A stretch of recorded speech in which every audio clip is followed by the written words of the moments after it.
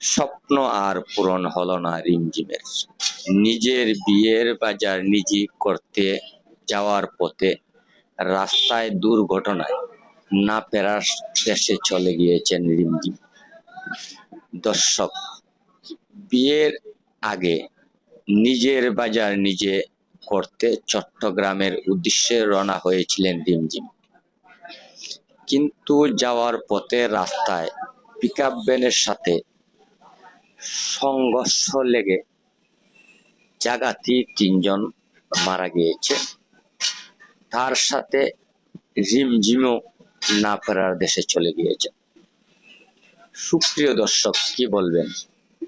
নিজের বাজার করতে নিজেই চলে গিয়েছিলেন, নিজের স্বপ্ন পূরণ করবেন, লাল বেনারসি শাড়ি পরবেন, কিন্তু এর মাঝে সাদা কাপড়ে উনি বন্দী হয়ে গিয়েছেন। আসলে নিমিষই স্বপ্ন যেন ভেঙে চুরমার হয়ে গিয়েছে সেই রিমঝিমের জীবনে।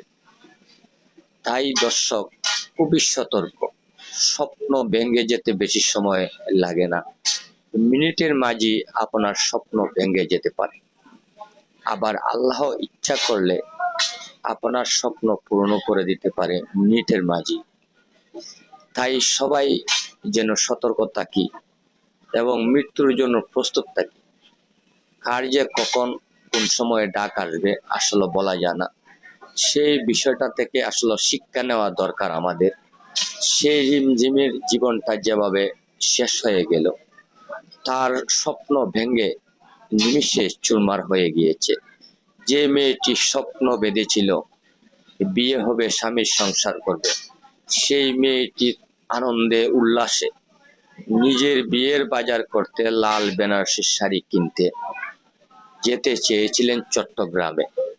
রাস্তায় পিকআপ ভ্যানের সাথে ধাক্কা লেগে নিমিষেই কিন্তু সেই রিমঝিমের জীবনটি শেষ হয়ে গিয়েছে, না ফেরার দেশে চলে গিয়েছে।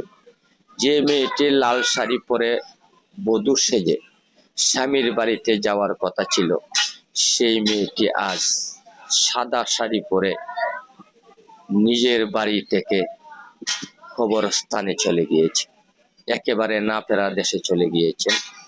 যে জায়গা থেকে রিমঝিম আর কোনোদিনও ফিরে আসবে না, বাড়িতে যেতে পারবে না বধূ বেশে স্বামীর বাড়িতে। এই হলো ঘটনা। সুপ্রিয় দর্শক, আসলে কি না স্বপ্ন ছিল আর কি না হলো, নিমিষে কিভাবে সেই রিমঝিমের স্বপ্নটি ভেঙে চুরমার হয়ে গিয়েছে, আসলে কল্পনা করার মতো নয়। কিছু বলার নেই। সবশেষে যে কথাটি বলতে চাই, সেই রিমঝিমের জন্য দোয়া করা ছাড়া আর কোনো কিছু করার নেই।